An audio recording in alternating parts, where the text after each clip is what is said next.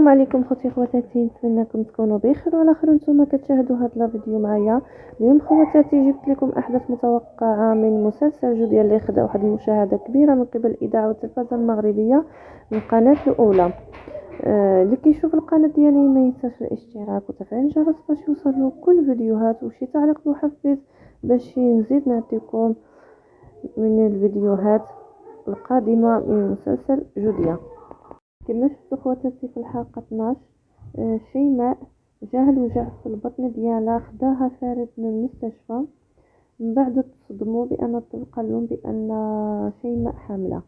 ثم تصدمت شيماء، ولكن اللي تصدم اكثر واكثر هو فارد، خصوصا اللي كان مخصوص الولاد.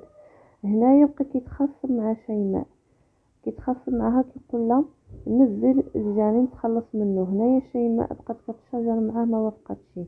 من بعد شيماء اتصلت بالام ديالها فاطمه. الام ديالها فاطمه هنايا عجبها الحال بهذا الحمل ديالها.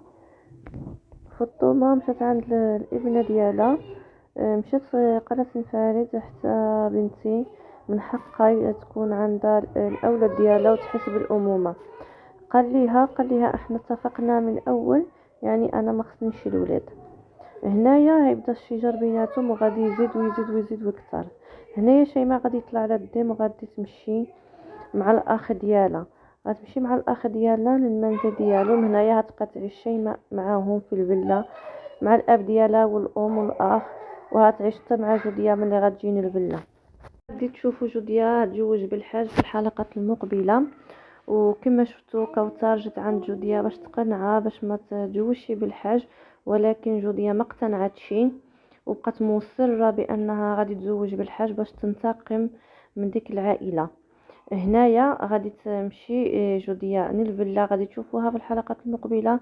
غادي تكون صراعات بين فاطمه وجوديا، وجوديا غادي تكون عارفه بان فاطمه هي اللي عملت داكشي كامل في الوالده ديالها، وداكشي كامل اللي عاودته الوالده ديالها جوديا بان فاطمه كانت متعديه عليها. وفاطمه ما كانتش عارفه جوديا شكون هي، ولكن كانت كتكرهها بزاف. غادي تشوفوا في الحلقه المقبله اخواتي بان فاطمه غادي تمشي عند الخدامه ديالها البلاره، وغادي تقول لها انا هي مولات الري، انا هي مولات الشوار. يعني الهضره ديالي هي اللي كتكون، هي اللي تكون. غادي تمشي عند جوديا، ما غاديش يعجبها الحال. تمشي عند الخدامه غادي تقول لها انا هي مرات حاج بن سالم، وانا هي الري، انا هي كلشي في هاد الدار. فاطمه غادي تمشي عند زيزو وغادي تحكي ليها، وغادي تقول لها بان خويا غادي يتزوج. هنايا زيزو غتقول لا فرحي، بما تبينوا لي شي بانك نتينا ما باغياشي، بالعكس خصك تبينوا بانك نتينا فرحانه بخوك. الحاج بن سالم كما هتشوفوا غادي يتغير بزاف، مي غادي يتزوج بجوديا غادي يرجع كيحس براسو بحال اللي رجع شبابي، يعني بحال شي دري صغير، وغادي يبقى يفيق بكري، وغادي يبقى يمشي يوجد فطور جوديا، وغادي يبقى يدهنا للبيت. خطو ما غتشوف هادشي ما غاديش يعجبها الحال بتاتا. غادي تمشي عنده وتقول له حنا عندنا الخدامه ديالنا هي اللي توجد كلشي. غادي يقول لها لا انا الغيال نوجد، انا دابا رجعت فرحان فرحان فرحان بزاف بجوديا. هنايا تزيد تفقس في الطموح، غادي تطعن.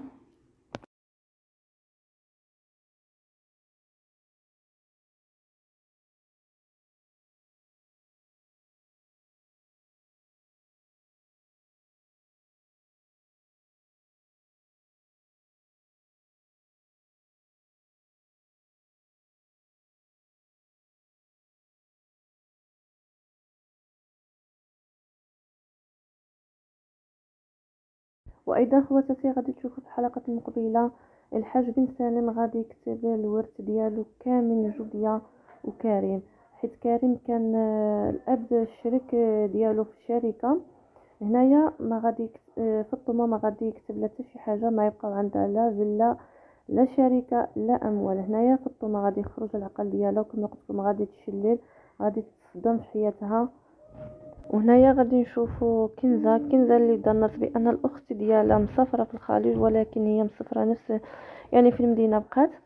هنا شكون اللي يكتشف الحقيقه؟ الصديقه ديال كنزه هبه، هي اللي غادي تشوف جوديا في المدينه، وغادي تمشي تقول لها ان كنزه غادي تلتجا عند فاطمه، وغادي تقسي على الاخت ديالها، وغادي تقول لها اختي ما مسافراش، اختي ما مشاتش للخارج، اختي باقا في الدار البيضاء.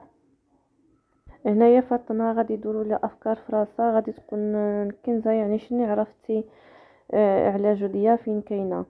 هادو هما الاحداث اللي متوقعين غادي يكونوا.